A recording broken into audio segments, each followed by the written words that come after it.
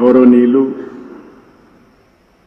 పూజ్యులు శ్రీ గణపతి శ్రద్ధానంద స్వామీజీ, గౌరవనీయులు పూజ్యులు శ్రీ దత్త విజయానంద తీర్థ స్వామీజీ, ఈ సమావేశానికి విచ్చేసిన భక్తులందరికీ పేరు పేరున మనస్ఫూర్తిగా నమస్కారాలు, అభినందనలు.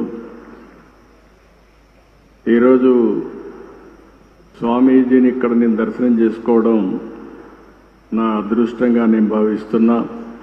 ఆయన ఆశీస్సులు తీసుకున్నా. ఆయన ఎప్పుడు కూడా ఒక మంచి మనసుతో ఆశీర్వదిస్తారు. సమాజం కోసమే ఆయన పనిచేస్తున్నారు. ఈరోజు ఆయన చెప్పిన మాటలు కూడా మీరు వింటే, ఆయన నేను కష్టాల్లో ఉన్నప్పుడు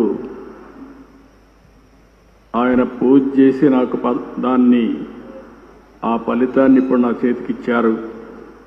అంటే ఒక మంచి కోసం ఏ విధంగా ఆలోచిస్తారో స్వామీజీ ఒక ఉదాహరణ అని చెప్పి నేను మీకు అందరికీ తెలియజేస్తున్నా.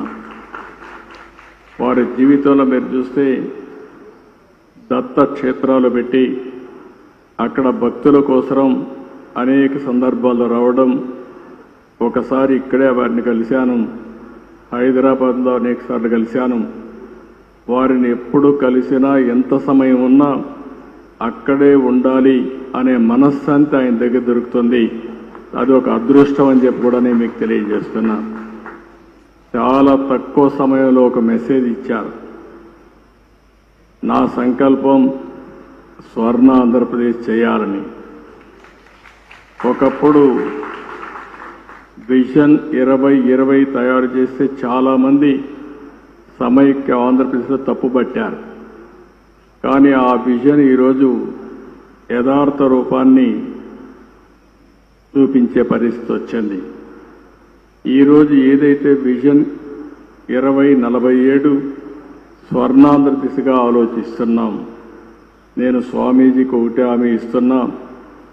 ఏదైతే సంపద రావాలి, అదేవిధంగా మీ అందరికీ ఆనందంగా ఉండాలి. సంపద ఇవ్వడంలో మేము ముందుకెళ్తాం, కానీ ఆనందంగా మీరు ఒక పద్ధతి ప్రకారం ఉండాలంటే అది స్వామీజీ వల్లనే సాధ్యం అని చెప్పి కూడా నేను మీ అందరికీ తెలియజేస్తున్నా. ఎప్పుడు కూడా యథార్థాన్ని చెప్పే పరిస్థితిలో ఉండాలి. స్పిరిచువాలిటీ కూడా మనకు ఉండాల్సిన అవసరం ఉంది. అదే సమయంలో భగవంతుడు ఆశీస్సులు కూడా మనకు ఉండాల్సిన అవసరం ఉంది. ఆ భగవంతుడికి దగ్గర చేర్చే వ్యక్తే మన పూజ్యశ్రీ స్వామీజీ అని చెప్పి కూడా నేను మీకు తెలియజేస్తున్నా.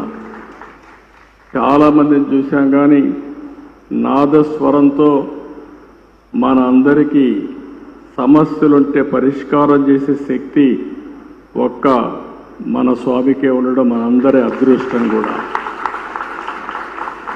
ఈరోజు మళ్ళీ నేను అన్ని క్షేత్రాలు తిరుగుతానని 53 రోజులు ఈ రాష్ట్రంలో ఉన్నారంటే వారు ఇక్కడ ఉన్నంత వరకు అన్నీ కూడా మనకు శుభమే జరుగుతుంది.